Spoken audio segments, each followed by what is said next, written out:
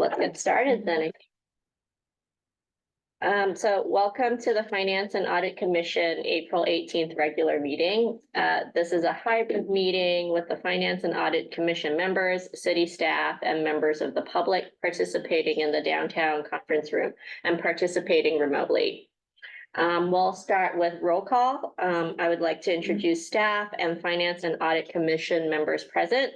Lynn Bramlett, Janta still in the car, Susanna Hill, Matt Normington, Susan Prohaska, and myself, Carol Wong. Staff present include Administrative Services Director Brittany Mello, Assistant Administrative Services Director Jared Hansen, Interim Finance and Budget Manager Ronnie Singh, Senior Accountant Ying Chen, and Management Analyst Adrian Patino. Adrian, would you please provide instructions to the Finance and Audit Commission and members of the public on how this meeting will proceed? Certainly. Thank you, Chair Wong and the members of the Finance and Audit Commission. Welcome everyone to the April 18th regular meeting of the Finance and Audit Commission, and thank you for attending. Staff will engage in webcams and microphones to make presentations and respond to members of the Finance and Audit Commission. For members of the public who are in attendance and wish to provide public comment on an item on tonight's agenda, after the chair calls for public comment on the item you wish to speak. For virtual participants, please engage the raised hand feature at the bottom of your screen. For those who are calling in from a landline or from a cell phone, please press *9. And for those in person, please complete a speaker card at that back table and return it to me. That concludes the instructions, and I return the meeting to the chair. Thank you, Adrian. So next, turning to public comment. Under public comment, the public may address the Finance and Audit Commission on any subject not listed on the agenda. Each speaker may address the commission once under public comment for a limit of 3 minutes. Please clearly state your name and address or political jurisdiction in which you live. The commission cannot act on items not listed on the agenda, and therefore the advisory body cannot respond to non-agenda issues brought up under public comment other than to provide general information. All right, so if you would like to comment on an item that is not on tonight's agenda, if you are dialing in from a landline or from a cell phone, please press *9. If you are logged in virtually, please engage the raised hand feature at the bottom of your screen. And if you are in person, please complete a speaker card and return it to me. And I'm seeing no request for public comment at this time. Sounds good. Moving on to the consent calendar. Under the consent calendar, the Finance and Audit Commission may take action to approve routine business items in one motion unless a Finance and Audit Commission member, city staff member, or a member of the public requests that an item be discussed or continued to a later date. Adrian, do we have any public comment on the consent calendar? If you would like to comment on agenda item D1, accept the Finance and Audit Commission minutes for January 18th, February 15th, and March 28th. Please engage the raised hand feature at the bottom of your screen if you are attending virtually. Please press *9 if you are listening from a landline or from a cell phone. And if you are in person, please complete a speaker card and return it to me. So can Lynn comment during public comment, or is it later? No, so the as like kind of outlined in the discussion or in your kind of introduction to the item, the items under the consent calendar can be discussed if a member of the public or if a member of the commission requests to discuss. And as the chair, you can kind of have the sort of say on whether you want to hold that item for discussion or continue to a motion and a vote.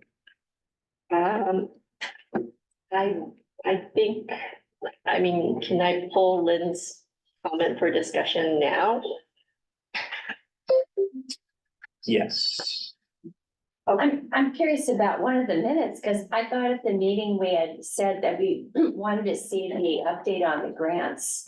You know, every quarter, which is our meeting schedule. I think Commissioner Hill made that suggestion because so much money is coming in these grants is for the presentation that we heard.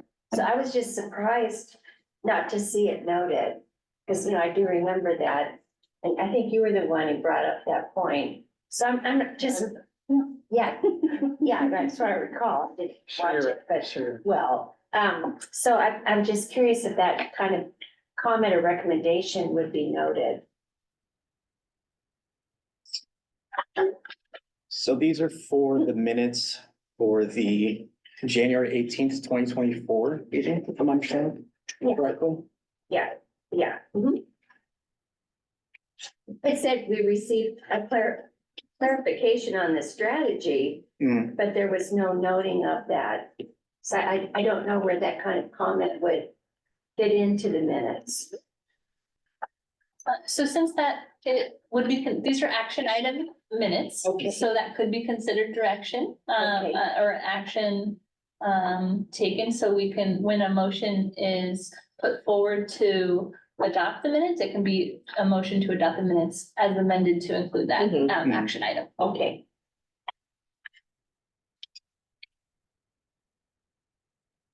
So I think then we can move to the motion, right? Are there any other comments on the minutes, based on review? From anyone else? No, okay, then maybe I'll put forth the motion that, we adopt the minutes, but, amend the minutes. I think this was the January 18th meeting to include an action item that in our forthcoming meetings, we get an update on, the grants at each meeting. I'll second that motion if that's what you're looking for. Sounds good. And then I guess we can put it to a vote. Mhm. All in favor? Aye. Great. And then do I need to do a second motion to, confirm all of the other minutes, or did that vote already cover that? You know, so you can move with accepting all of the minutes with that instruction to us to include that Okay, update to the January 18th minutes. okay, well, then, I think we've done it. Great. All right, well, I guess we can now move to regular business. Under regular business, the Finance and Audit Commission considers recommendations from city staff on policy matters or administrative actions that require Finance and Audit Commission approval. Our first regular business item is to review the investment portfolio reports for March 31st and recommend receipt by City Council. To introduce the item, can I have Management Analyst Adrian Patino? Certainly. Thank you, Chair.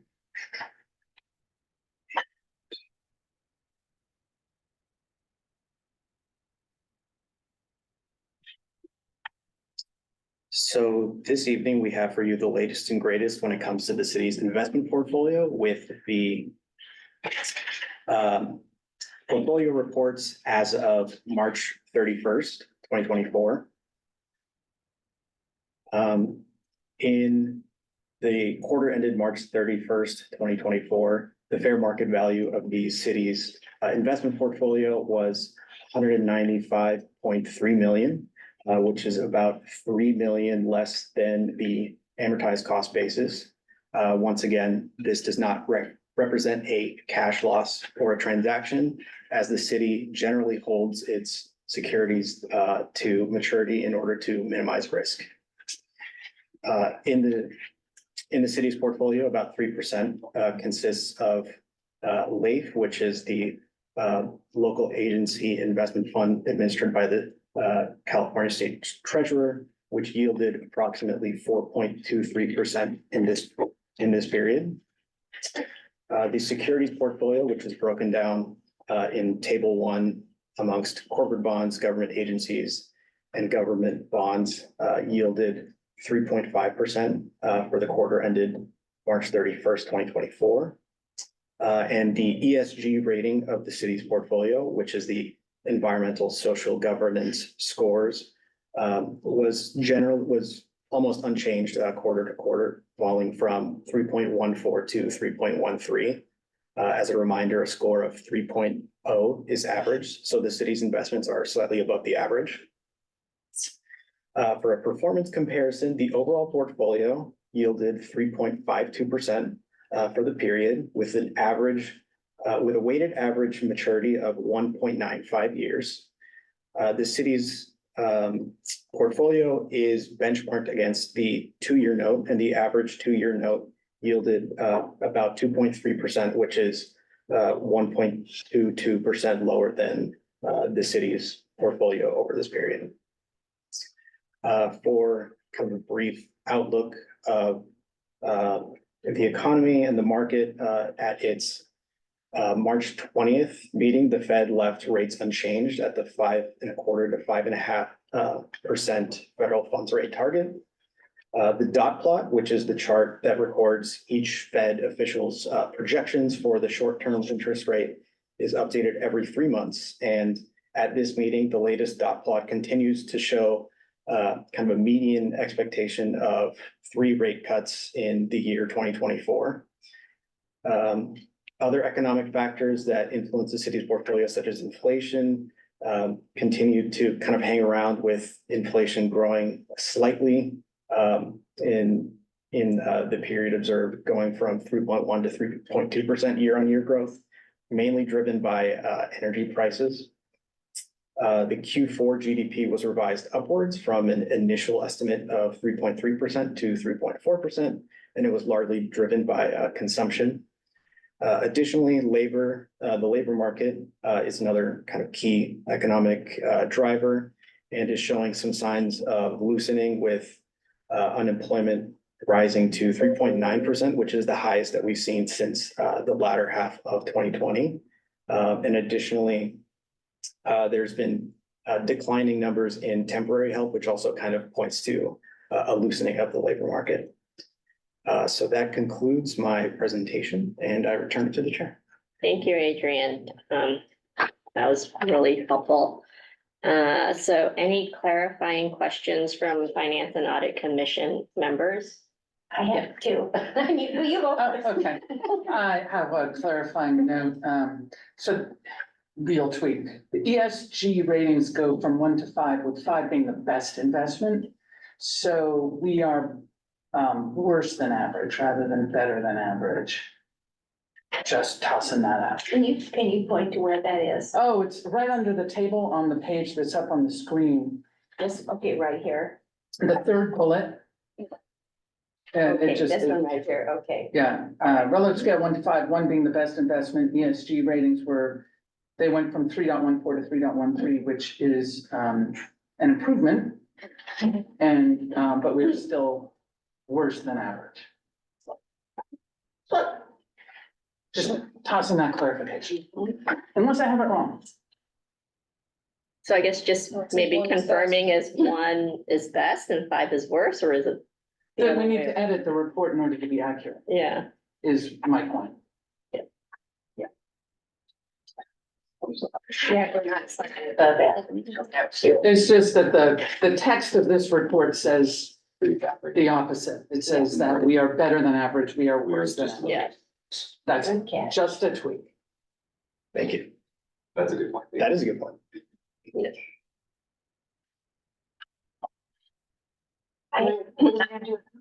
Yeah, what, do we talk about that later? Is that the staff will make the adjustment?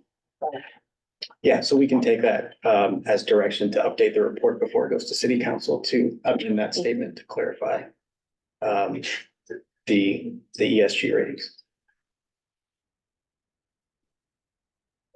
Thank you for mentioning that. I have 2 questions. One is, I'm curious about what are the super core services that were mentioned in this report, and then I have a second one. when you're done with that. I mean, yeah, I was just curious. What are they? So you're in the fixed income market review report? I'm on page E17. And it refers to the super core services, you know, including shelter and super core services. I was just curious what they were. I suppose I could have researched online, but I'm not sure. Page E17. Oh, yes. Yeah, E17, The core The services. second paragraph. yeah, Got it. super core services. So it said transportation is one, but yeah, what are they?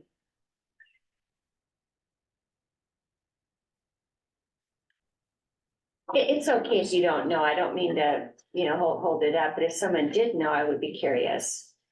And then my other question is, I suppose I could research it too.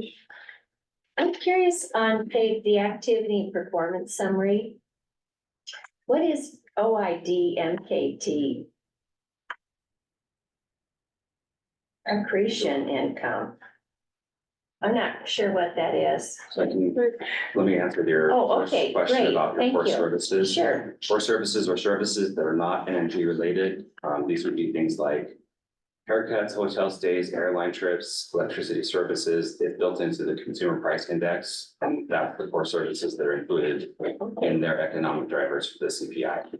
Okay, And the super core Super services core are? services would be very similar to that, but probably a select specific category. I mean, I don't have those in front of me, but that would be something potentially like just your groceries and maybe gas, like that might be a super core service versus the broader categories that includes your haircuts and other like that, but I don't know that for sure. Gas makes sense because it says acceleration and transportation services. So it's super core, I took it to mean there's core and then there's extended outside the core. I took that to be super core rather than Narrowing down. one of the narrowing. Yeah. So super core services, they're a measure of inflation that excludes housing and energy costs from core services. So Okay. it Oh, does exclude those housing and energy costs in the core. okay. All right, I found this report very interesting. And then, yeah, I'm not sure what OID MKT accretion income, if I'm pronouncing that right. The OID is the regional issue discount or the market's accretion income, which in OID is, okay, second.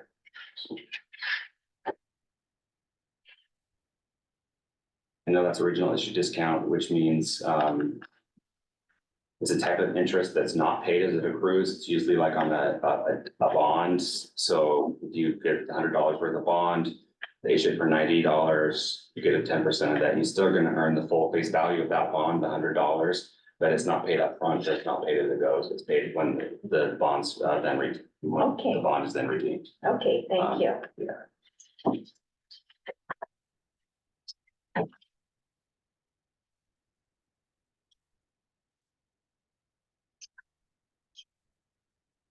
Any other clarifying questions?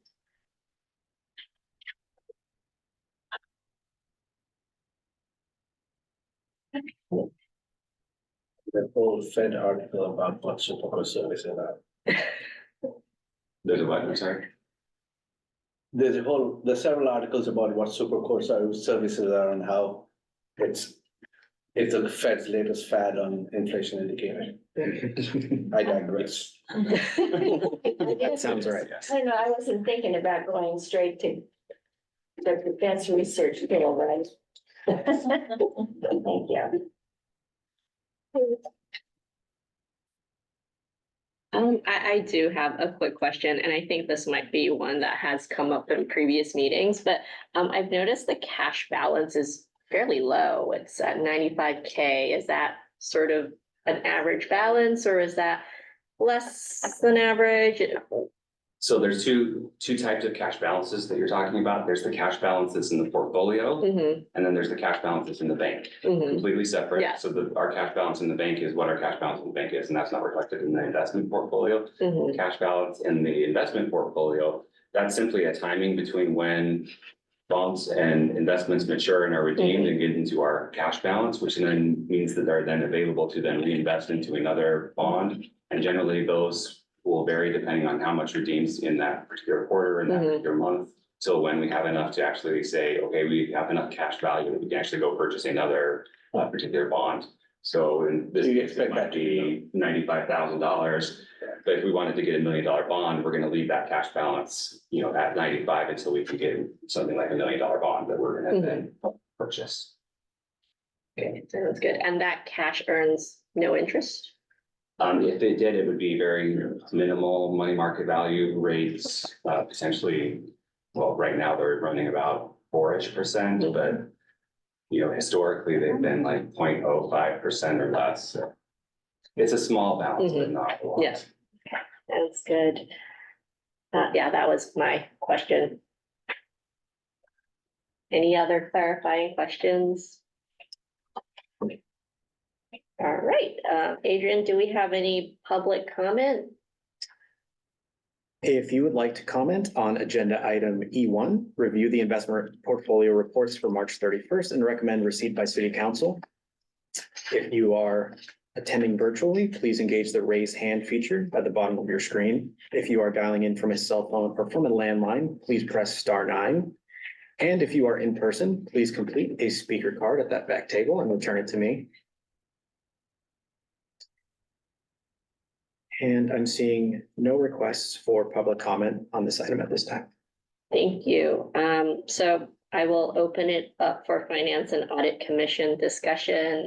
We did clarifying questions. Is there anything else we'd like to discuss with regards to the investment portfolio report? So, in that case, Adrian, please state the motion. Right, certainly. Motion to recommend receipt of the investment portfolio reports for March 31st by city council. By the Finance and Audit Commission. Oh, yes, you said city council. Did you mean that? Oh, okay, sorry. Yes, the city council is receiving the, I see. Okay. based on the Finance and Audit Commission's Okay. recommendation. Do I have a motion in a second? So moved. Second, Yeah. It's amended. Change that was noted earlier. yes, Yes. yes, and we will, And also, Okay. that sounds good. All in favor with the amendment? I, Great, we're speedily moving through our agenda tonight. The last regular business item is to evaluate Finance and Audit Commission subcommittees to support work and to support the work plan goals. To introduce the item, can I have Management Analyst Adrian Patino? Sure.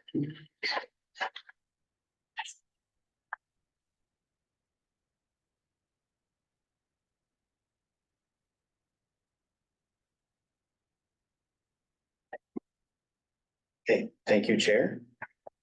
So to start off with a little bit of background, on its September 7th, 2023 meeting, the Finance and Audit Commission voted to recommend a work plan consisting of 12 work plan goals to the City Council for approval. At the September 26th, 2023 City Council meeting, this work plan was reviewed and approved by the City Council with the addition of a 13th work plan goal. We then brought the approved work plan to the Finance and Audit Commission once again at the October 19th regular meeting. And the Finance and Audit Commission voted to form 3 subcommittees to support the work plan goals numbers 7, 8, and 13. So this is the approved work plan by City Council with the goals, with the 13 goals enumerated below. The work plan goals which have an asterisk next to them denote work plan goals which have a current subcommittee.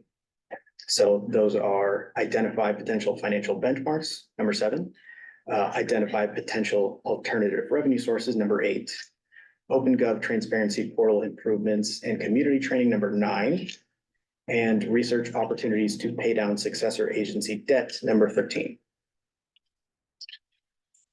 So these subcommittees consist of, for the Financial Benchmarks Committee work plan goal number 7 consists of Commissioner Jeff LaRue and Commissioner Susan Prohaska.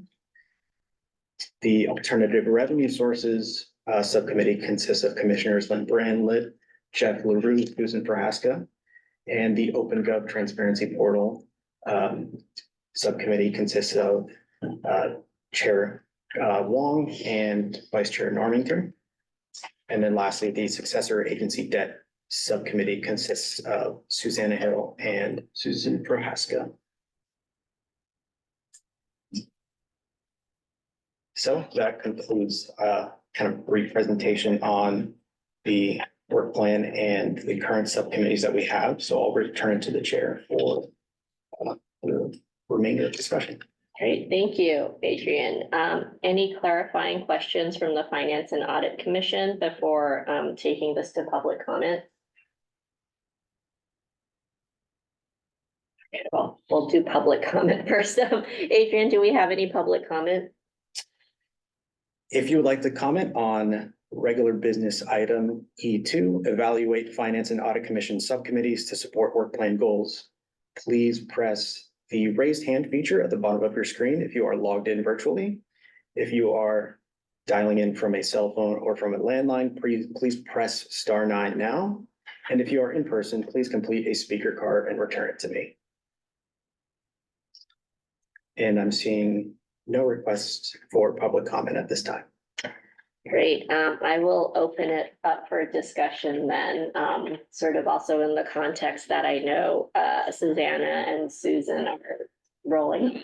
And it's like Jay Anta isn't assigned to a subcommittee yet. So with that, opening it up for discussion. Yeah, I have some general, first, we're getting 2 new people, and I assume they'll be at our next meeting. And I know some weren't assigned, but I'd like to have a better understanding of what kind of deliverables are expected and when. You know, for me, the ones that I'm assigned to, you know, I envision a written report at some point, but how do we bring that forward? And then what are the expectations even when we give a presentation to council? Because I've seen other groups come forward and some commissions are particularly active, and I would say the Environmental Quality Commission comes immediately to mind. But what are the expectations in general? That would help me. What kind of deliverables and when is the due date? I can help provide some overall context. So the Finance and Audit Commission serves as an advisory body to the city council. So the idea is that you would dig into the details on the work plan and help make recommendations for the city council to make better decisions around finance and audit. In terms of how that work is performed by this commission is up to this commission. And thus far, it's chosen to create some subcommittees to help tackle. The chair's role is to set the agenda at each of our meetings, and the commissioners have the ability to be working within their subcommittees outside of our quarterly meetings, and are able to submit saying, you know, I have an update I'd like to share. Chair, could we put that on this next agenda? There's also the ability for the commission to call a special meeting if there were update that a subcommittee wanted to give, which couldn't happen. So there's opportunities for the commission to bring forth their results of their work on the work plans. In terms of bringing it to council, as part of the city council procedure governing the advisory bodies, there is a requirement for each commission to report out on at least once a year. So I think as the commission saw fit, we could wait to have a few updates on the different items and kind of share that collectively. in an item on, to show the progress to the city council. Or if there was a bigger item that could be brought to the council separately. So, there's a lot of flexibility, I would say, in how the commission goes about doing the work assigned to you. If I could ask a follow-on question to that, so thank you, I appreciate that. It seems to me there's a lot of work that will need to be done. I mean, just based on the council meeting I was at Tuesday night, most of it. And what if, as we do our work, we have some questions? You know, you can look into so many things at a surface level, you know, what's at the website, do due diligence that way. But what if we have some questions? Is it possible for a subcommittee to meet with you, for example, management analyst Patino? I mean, what is the protocol, or do we save all that for the meetings? Not to be a burn on the time that, you know. No, so, if there are questions that arise in the commission's research, Yes. yes, you are welcome to share those with the staff liaison. And then we would evaluate and offer help as possible. If there would be something that had a large staff time component, you know, we might have to consider the impacts of that and balance. For instance, if we had, the 13 subcommittees asking for information, we might need help kind of prioritizing that amongst other work loads, but we're certainly, staff's available as a resource to assist the commission in your work.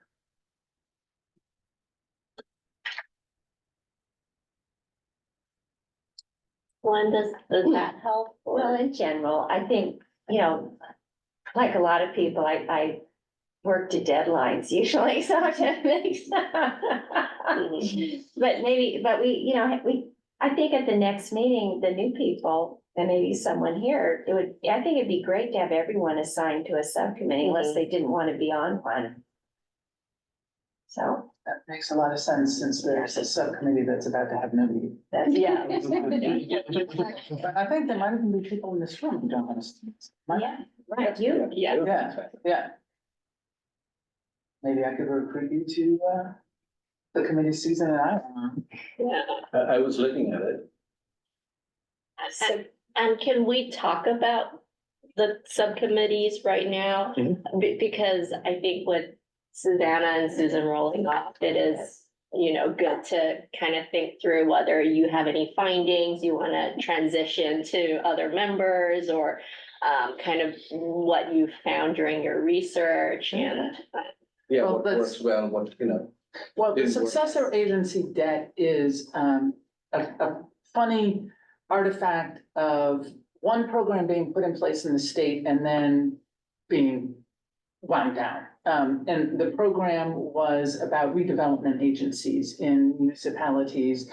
And the notion being that these organizations would be empowered to borrow money, issue bonds, in order to create investments in projects in areas of cities where they would be beneficial to economic life and community life, with the notion that those projects would then begin to throw off beneficial revenues. For instance, if you build a number of houses in the middle of town, then you start to get property tax from them. That's sort of an example, but not specific to us, just imaginary. Menlo Park. beneficial to the city. Is that- Beneficial to the city, beneficial to the entire community, but then Yeah. also there was a notion that there are maybe indirect, but nevertheless economic benefits flowing or back to the city that could permit, or back to the redevelopment agency to permit the payment back of the bond. So that's what I'm getting at, is that there's an intended money flow between the borrowing and then the paying back, with obviously a gigantic time lag and a bit of a tenuous reality of following through.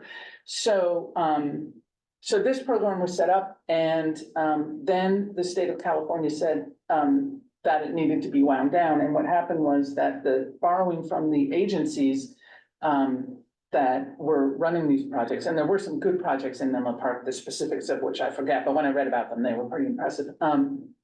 In any event, the debt from the bonds has come to be on the plate of the city. And, I'm not sure that anybody, I don't want to speak for city administration, but it's possible that nobody has necessarily tracked the beneficial economic outcomes of the specific projects in order to assign it to the payments, or maybe somebody has. In any event, the point is, these bonds need to be paid down. Fortunately for the city, from what I can tell, these bonds actually mature in 2 years. So this problem isn't longstanding or perhaps fatal, but I'm sure if I were am I wrong about that? That they're 2030, 2026, no, 2030, all right. yeah, 2030. 2030. A lot more Okay. time. A little bit of a longer time, but in any event, if I were on the city council, I would want to see if there were ways to pay it down. And so there you are. So what Susan and I got to was the understanding of what that was, because in point of fact, that's kind of a long winding trail through a cornfield of different things that happened over the course of history. That's the summary, and paying them down is something that the city has no choice but to do. And so there were sort of two thoughts that were emerging for Susan and me. One of those thoughts was, well, maybe just wait and pay it down. We might ask staff to actually take a look at what are the direct tax and economic benefits flowing to the city from those particular projects, which are now somewhat old. And then two, if there were some thoughts toward raising new money to pay down the debt, then we would sort of gracefully direct the attention to the subcommittee that's looking for new ways to raise revenue, because it would be reinventing the wheel for Susan and me, and possibly you, to come up with new ways to raise revenue to pay down the successor debt, when in point of fact, there's another subcommittee working on ways to raise revenue, else how? So that's where we landed. May I make a comment too? Sure, I can wait. So I believe Mayor Taylor was the one who added it, and I think you're in her district, correct? And District these one? projects are in your. Yeah. district. So I've been I know something about this too. Redevelopment agency, the debt's being paid by tax increment financing, and I've never fully understood how that worked. But Mayor Taylor was the one who brought it up, and she might have some additional background that she didn't say at the meeting. So I watched the meeting, and it was added as a friendly amendment, and there was no discussion. But I think, we're all free to kind of meet with our council member, and that might be helpful. That's right, it's incremental tax, that's what I meant by the Tax increment amount of financing. goodness coming out of this brand new thing that was done. That's supposed to be matched to the bond payment, that's the notion. So if by the rise, I don't fully understand it. I mean, at a very general level, I do, but the rise in property values, so an area was declared quote blighted. And as the property values go up, and I don't know how, I've looked at the chart, and actually the Menlo Park Fire Protection District talked about it one night. I go to their finance meetings too when I can, but I just think she might give you more background on why that was raised as a suggestion. If you want to be Yeah. pulled into. this Yeah, if you're on that. If you're on this. Okay. Yeah. Sounds like he is. What I'd like to say is, if possible, I'd like to request that somebody else with a little bit more experience in being a committee is also part of this, as it's my first committee, so. Yeah, I don't think you can be a committee of. So you'll have to find a partner. These are sort of two people, Yeah. if somebody with experience in being in a committee might increase the chance of a successful endeavor. I do have a question on this bond repayment. So what are the implications of just paying it off as we currently are? Is it accruing some sort of interest? Are we being penalized in some way? Because if we're not paying interest on it and we have the money to pay it off, it sounds like we just kind of pay it off. So I'm just trying to figure out, is there some urgency? We want to prepay it. what's kind of. What I can tell, driving this? these bonds are utterly standard. Mhm. Yeah, so there's a coupon and it just sort of chugs along until it matures. So it didn't look to me like there was any kind of special awfulness, but maybe it's special. Yeah. Yeah, so just these incremental bonds that happen, so just to clarify, whatever the base property tax rate was when the bonds were issued, that becomes the base rate, and then any additional taxes that the values grow, as Commissioner Brown was saying, those become the incremental taxes that then can be used to pay those bonds. So currently, right now, the bonds as of June 30, the total value is about 32 million that's still outstanding by the city. That is, again, scheduled to be paid as in 2030, 31, I think is the final payment. So that incremental tax revenue that's being raised currently is right about, well, that's going into the bucket is about 37.8 million right now annually. That's going into that bucket.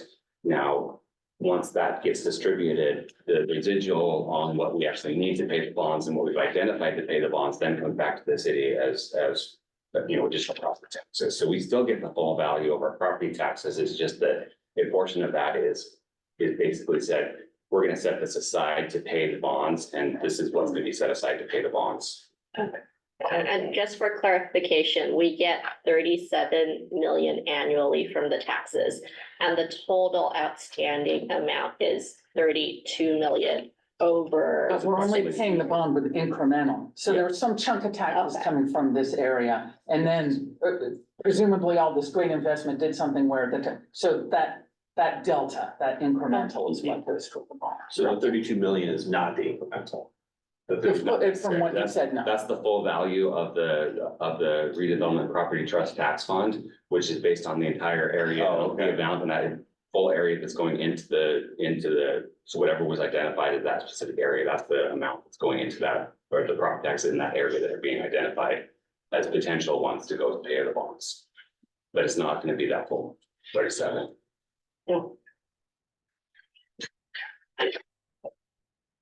So we're chugging along and paying the bonds. Yes. So there's no broken problem, Mhm. but if there were some more money, everybody likes that. But we do have a subcommittee working on that. Mhm. I'm just kind of wondering we'll probably have to talk to city council to dive deeper into what exactly they want us to look more into. Cause it seems like we do have the money to pay off the bonds and everything is working, so. Yeah, it seemed that way to me. And one of the potential things to think about with the bonds is right now, whatever's currently going to the successor agency to pay the bonds is not available for the city as general fund revenue.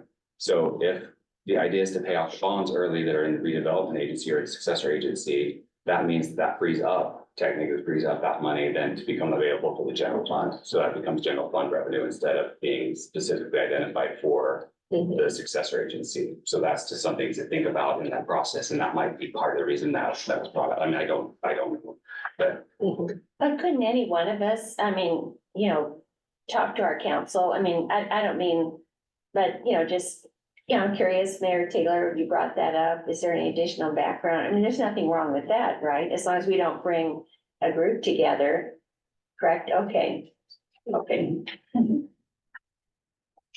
I don't plan to do it, but. Just some other notes on the bonds too. Currently, the interest rate on the bonds is between 2% and 5%. Semi-annual interest payments. So, I mean, they're fairly small when you talk about the interest that's being paid on. Okay, so there is those interest. major bonds, yes. And is that fixed? Or is it gonna go up? All I can see on here right now is it's between 2% and 5%.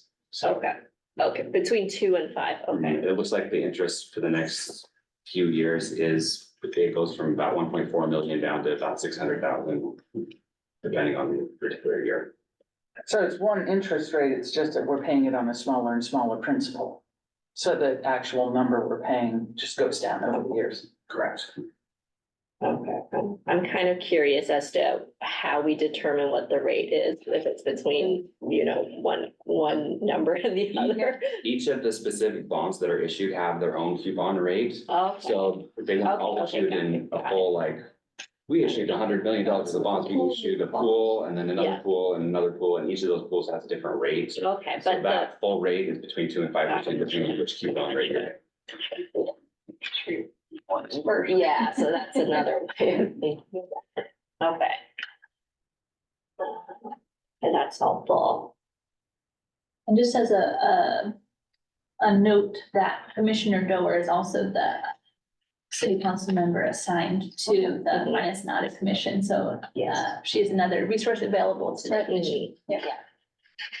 That's good.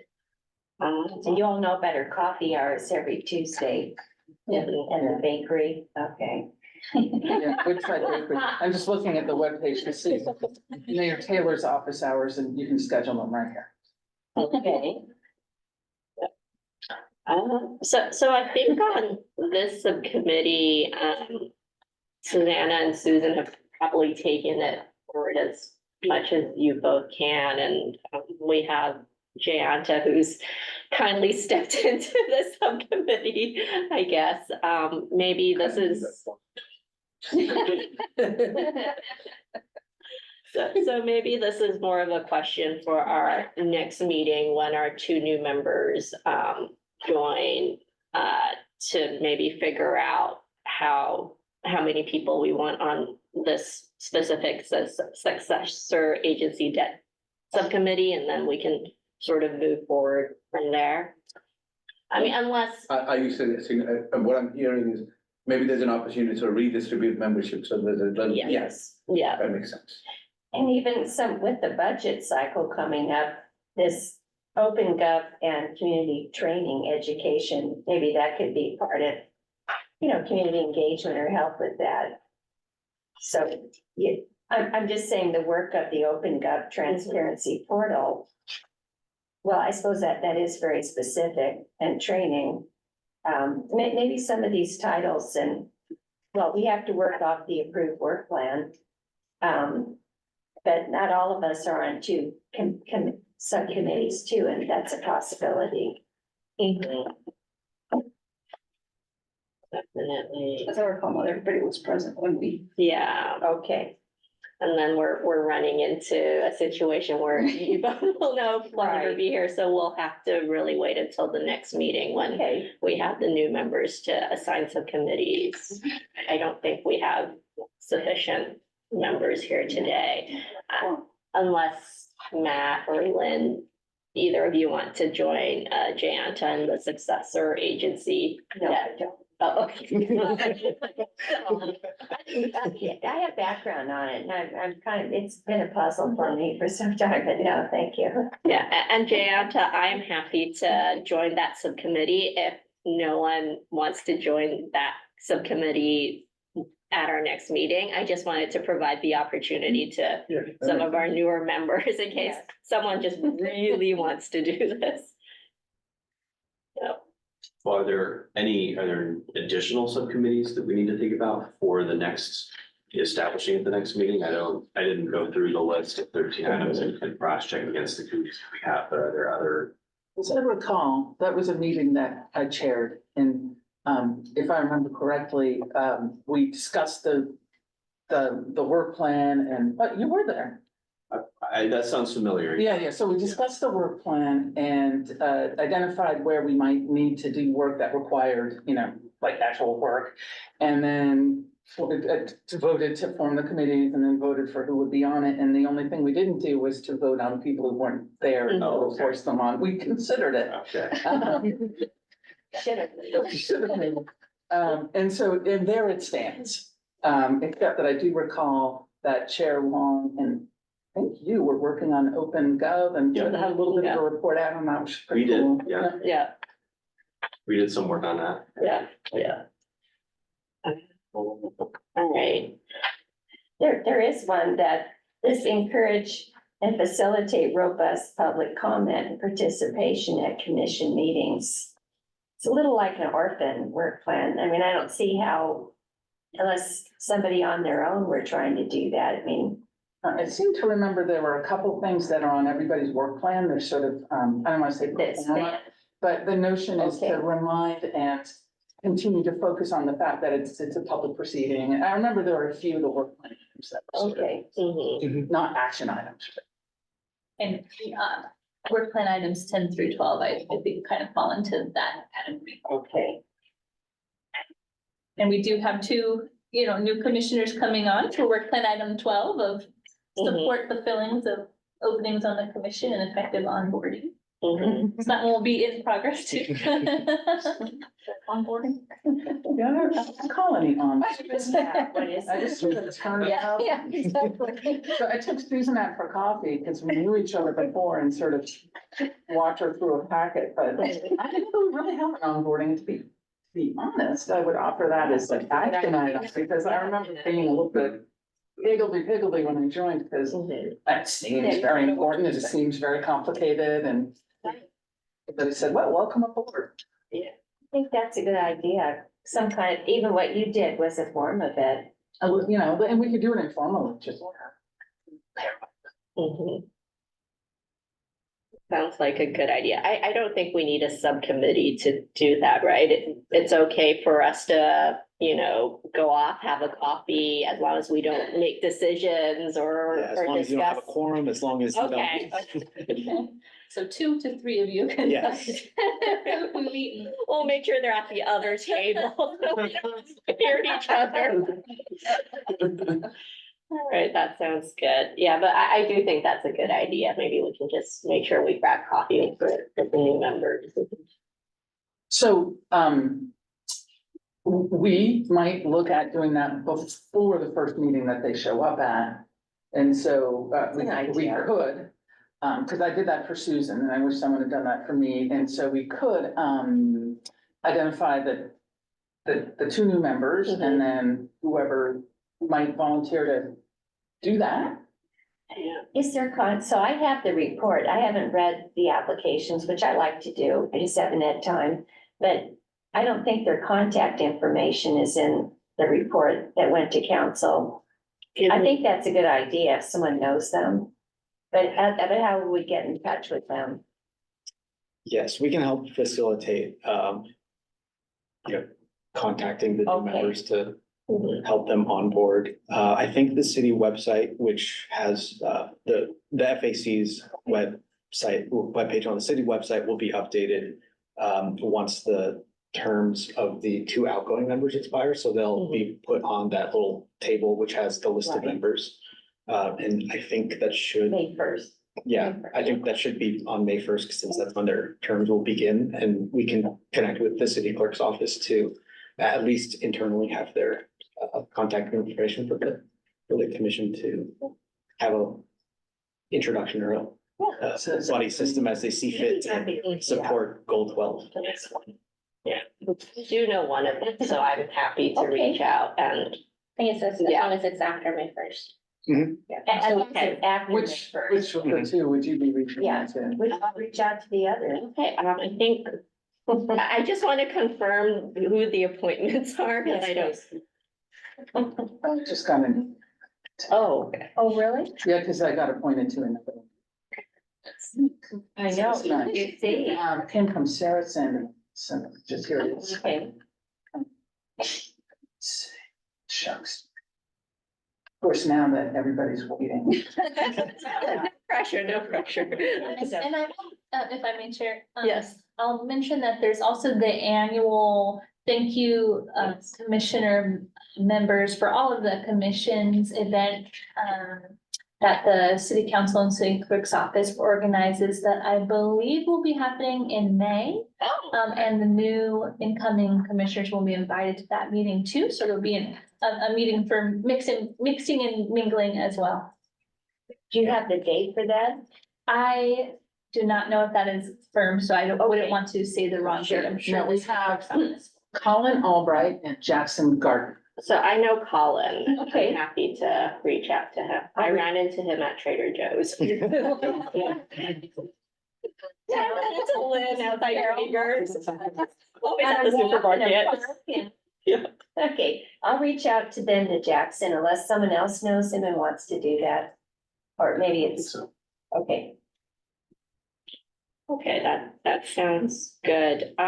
So in terms of just the current subcommittees, is there anything else we can discuss and make decisions on, at this meeting? I know, Lynn, you had a couple of questions just on deadlines and how we kind of advance the work. No, I think they'll have to be self-imposed, it sounds like. So, I mean, with the other, committee members. If I may, Chair, the commission can certainly, come to a decision together or brainstorm together maybe the next work plan item that they would like to see highlighted on an agenda or kind of the order, if that helps give you structure, that's certainly an option for you. Since we're bringing up these kinds of ideas, I've noticed the EQC with their work plan, they kind of do that. They have a very detailed, even possible agenda items tied to it. So to me, they're quite strategic how they go about it, getting work done. And I think they are a very hands-on group. So just studying what they do, I think, is a source of useful ideas. Good. So do we want to, at this meeting, maybe prioritize some of these subcommittee items and deliverables? Or do we want to study the environmental? Do you want to meet offline and talk about it? I think the two of us can informally, if that'd be okay. Or I don't know if we, off the cuff, I mean, I'd have to think more about it. So that it looks like, we have 4 subcommittees that would read out. And one of them is, I think, in a bit of a holding pattern, so that wouldn't be, but among the other 3, we could at this time, I think you're suggesting, decide that in the fall meeting, we'd like to hear from. Yeah, That'd be good. Yeah. So I think Matt and I did do a readout on OpenGov and Transparency Portal. I mean, we're happy to report back again on action items and things we can take forward. I would really be interested in hearing from the financial benchmarks and alternative revenue sources groups. So do we want to maybe pick one of them to do a readout at the next meeting? When is the next meeting?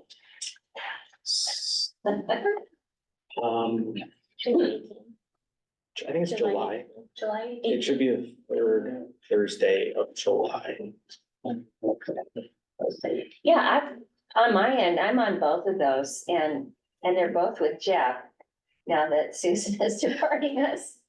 I think that'd be very doable. I mean, I'll get in touch with him, but I know we're both kind of I don't want to call it parallel progress, but aligned, but kind of our own part of that.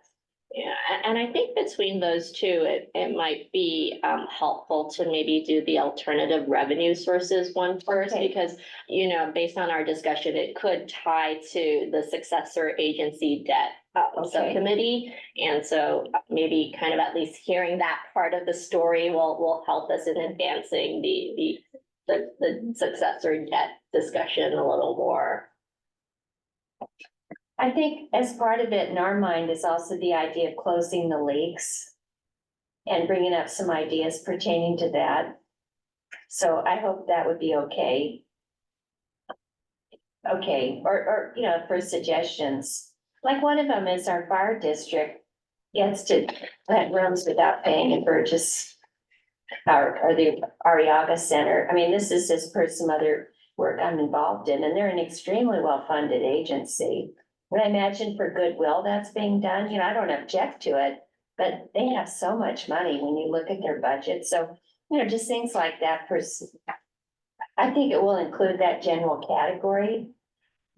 So anyway, that's how we're looking at it. Yeah. With the new alternative sources, but then things where maybe, and they come up at the council meetings too. So. So missed opportunities. Yeah, to make money, maybe. That's a better way to put it. Yeah, because Yeah, leak sounds like. yeah, okay. Yeah, that's a better way to frame it. Yeah, missed opportunities. Yeah, that's, Unrecorded expenses somewhere. no, that is, but no, thank you, that's better. Subscription ban. Yeah, exactly. We're on autopilot renew and you don't use it. Okay, yeah, that's what we're talking about.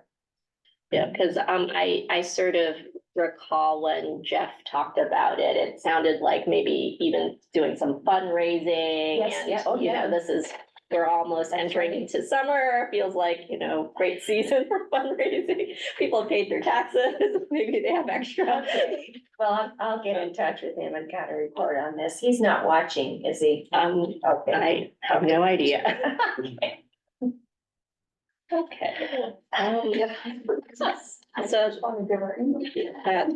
good. I think we've sort of exhausted our discussion on some Yes. committees, at least for now. Let's see, I think we have to state a motion. I think on this one, the motion is, well, there are two parts. One, at the next meeting, we'll sort of revisit the subcommittees and the membership of the subcommittees, given we have two members departing and two new members joining. And I think the second one is that we'll get a readout from the alternative revenue sources subcommittee. So that's the motion. And add new members too, but is that part of that? Yes, Okay. to revisit Great. the Okay, membership of perfect. the subcommittees. And I think that's just a result of the commission's direction. I'm not sure a motion needs to. No, we don't. Okay. Yeah. For this particular item. Okay, that's good then. Yeah, I don't think we I think need if to. you were looking to establish a new commission or Mhm. formally, if you're looking to formally appoint Commissioner Day to Okay. the successor agency debt subcommittee, that would need a motion. But if it's kind of wait and see until the next meeting, I think that could be. Okay. in the Okay, and proceeding. Mhm. I don't need a motion to make sure something is added to the agenda, right? No. No, that's the. Okay. That's the chair, you're able to add something. Okay, that sounds good.